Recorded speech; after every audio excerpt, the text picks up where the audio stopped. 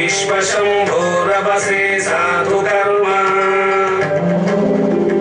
भद्रं कर्णेभिः शृणुयामदेव भद्रं पश्येमाक्षभिर्यजत्राः स्थिरैरङ्गैस्तुष्टुवागुंशस्तनूभिः यशेम देवहितं यदायुः स्वस्ति न इन्द्रो वृद्धश्रवाः स्वस्ति नः पूषा विश्ववेदाः स्वस्ति नस्तार्क्ष्यो अरिष्टनेमिः स्वस्ति नो बृहस्पतिर्दधातु ॐ शान्ति शान्ति शान्तिः.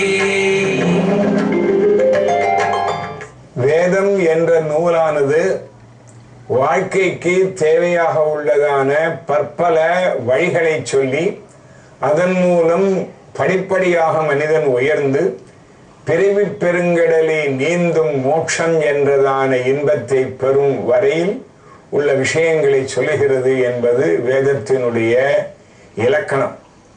சிற்சில லௌகிக விஷயங்களை நாம் அவ்வப்போது பார்த்து வருகிறோம். போன வாரம் பார்க்கும் பொழுது பால் எவ்வாறு உண்டாகியது, புல்கள் பல இலைகளில் உள்ளதான எனர்ஜிகளை எல்லாம் பிரஜாபதி என்ற கடவுளுடைய ஆர்டரின் பேரில் பசுக்கள் உண்டு அது ஜெயித்து பிறகு பாலாக கிடைப்பதால் அந்த செடி கொடிகள் வடிவத்தில் இந்திரனுடைய எனர்ஜியானது பூமியில் வந்து செடி கொடியாக மாறினதை பசுமாடுகள் அதை உண்டு பாலாக கறக்கின்றன கொடுக்கின்றன என்று பார்த்தோம். எனவே அந்த பாலுக்கு டெக்னிக்கல் டேம் என்று சொல்கிறார்கள் அல்லவா, எந்த இடத்திலும் கிடையாது. வேதத்தில் யாகத்தில் மட்டும் சான்னாயம் என்ற பெயர். க்ஷீரம் என்று சொல்வார்கள், பயகா என்று சொல்வார்கள், சான்னாயம். செடி கொடிகளில் இருந்ததான ஒரு விட்டமின்ஸ் பல சத்துக்களை பாலில் இருக்கக்கூடிய சத்துக்கள் என்னவென்றால் இப்பொழுது பட்டியல் போட்டு காட்டுகிறார்கள். இவை எல்லாம் அந்த இலைகளில் இருந்ததான ஒரு சூக்ஷ்மமானவை பசுமாடு உட்கொண்ட பிறகு ஏற்பட்ட மாறுதல்கள் மூலம் ஏற்பட்டது என்று நாம் தெரிந்து கொள்ள வேண்டும். எனவேதான் கோக்ஷீரம் என்று எல்லா ஹோமங்களுக்கும் அதை நிவேதனமாகவும் ஹோமத்தில் செய்வதாகவும் கூட இருக்கின்றது. மனுஷ்யானாம் பயோஹிதம், பால் என்பது மனிதன் போன்ற எல்லோருக்கும் ரொம்ப ஹிதமான உணவு என்று வேதம் சொல்கிறது.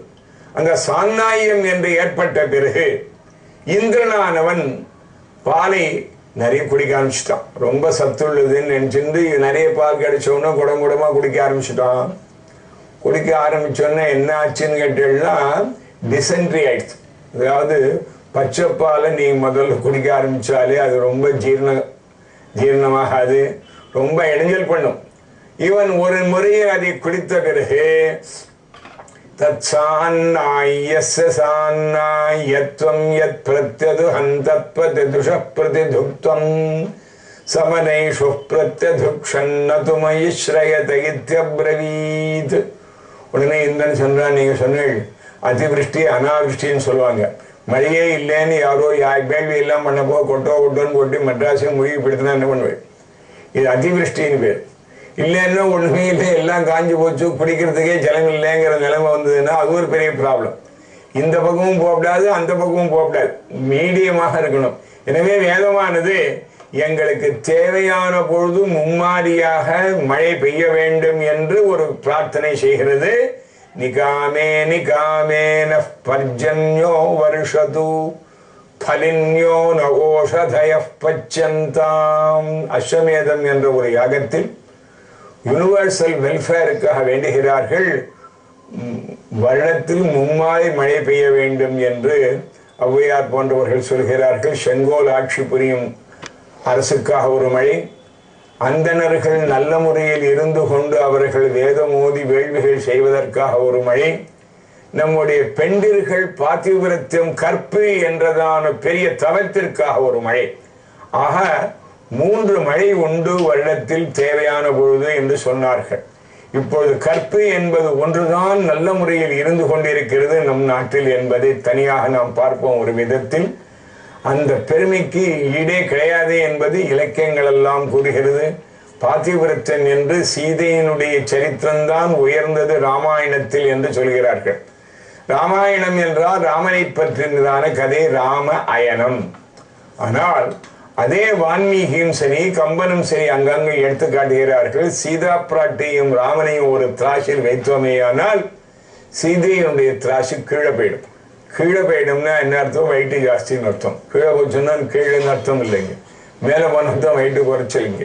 கீழே மேலேயா கேட்க முடியாது. எல்லாமே இடம் பொருளை வைத்துத்தான் நாம் அதனுடைய கருத்துக்களை உணர வேண்டும்.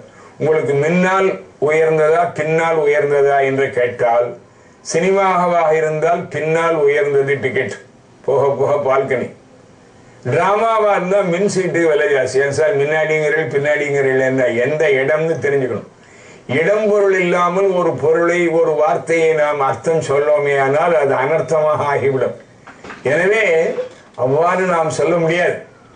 இங்கே என்ன ஆகிவிட்டது என்றால், இவர்கள் அந்த பாலை குடித்து அதிவிருஷ்டியாக ஜீரணமாகவில்லை என்று சொன்னான். உடனே அவர் சொன்னார், அதை நல்ல முறையில் பதப்படுத்தி அதன் பிறகு அதை காய்ச்சி செய்ய வேண்டிய பக்குவங்களை எல்லாம் செய்து சாப்பிட சொன்னார். உடனே சிதமக்கரன்னு சௌரியமா ஜீரணங்கள்லாம் ஆச்சு, எல்லாம் போச்சு. இருந்தாலும் அப்பொழுது தயிர் கண்டுபிடிக்காத ஒரு நிலை என்று வைத்துக் கொள்ளுங்கள். என்னதான் இருந்தாலும் பால் சாப்பிட்டு நிறைய உணவு, பால் பவுடர்லேருந்து ஆரம்பிச்சு அப்புறம் அந்த பால் கோவாலாம் பண்ணி சாப்பிட்டாலும் கூட ஒரு மனதிற்கு திருப்தி வரலையா. நதுமாதினோ தீர்த்தப்ரவீத், இந்திரனானவன் பிரஜாபதியிடம் சென்று இவ்வளவு இருந்தும் ஆகாரங்கள் செய்தும் அப்பாட அப்படின்னு ஒரு திருப்தி வரலையாம். எப்ப திருப்தி வருது நமக்கெல்லாம் கேட்டீங்கன்னா, எந்த ஒரு பெரிய சாப்பாடா இருந்தாலும், விருந்தா இருந்தாலும், பஃபேயா இருந்தாலும் கடைசியில் கொஞ்சம் தயிர் சாப்பிடணும். அந்த தயிரை போட்டு கொஞ்சம் சாப்பிட்டு முடிச்சாதான் அப்பாடான் திருப்தி வருது.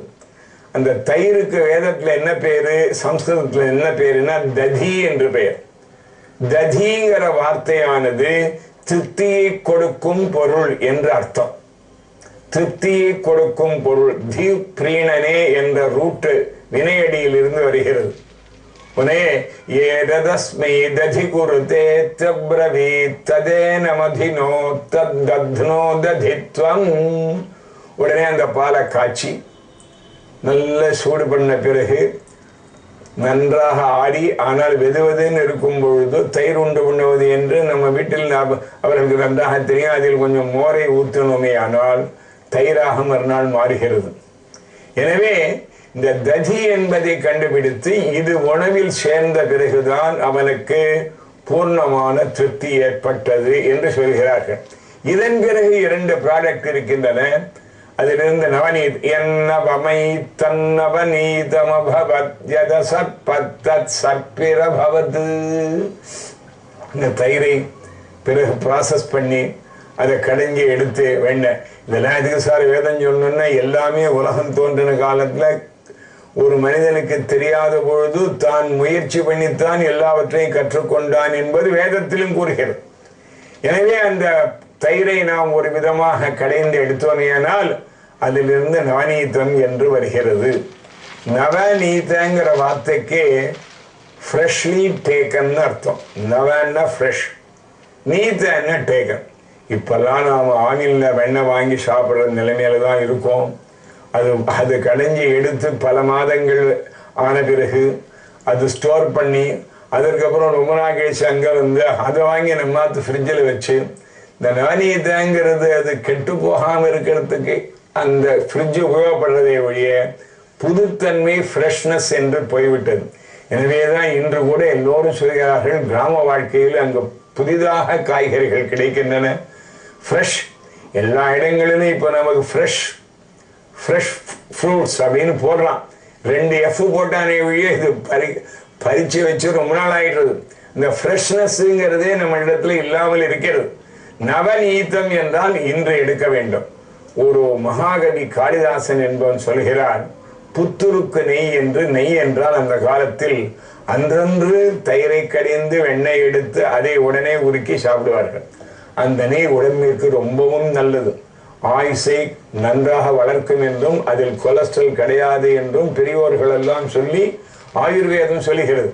இன்றைய தினம் நெய் என்று சொன்னாலே ஓடுவோன்னு ஓடா இல்லை.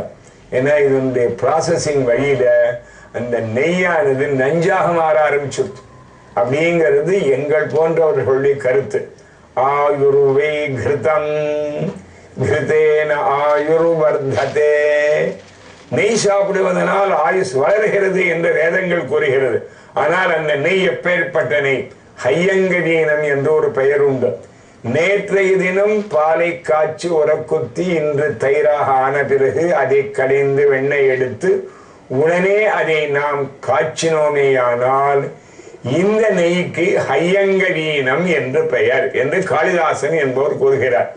அது மணன்னு ஒரே மணலாவும் இருக்கும், மனமும் இருக்கும். அதுல இப்ப மணலும் இல்லை மணல் ஏன்னா முன்னெல்லாம் ஒரு அட்வர்டைஸ்மெண்ட் சுத்தமான நெய் ஒரு டப்பா போட்டு மணலா இருக்கிறது, மணலை போடுறதுனால கொஞ்சம் இப்ப அது மாதிரி எல்லாம் அதனுடைய ஃப்ரெஷ்னஸோட இருக்கிற நெய் வருகிறது. கிருதேன ஆயுர் வர்த்ததே அக்னேகே பிரியந்தாம யத்கிருதம்.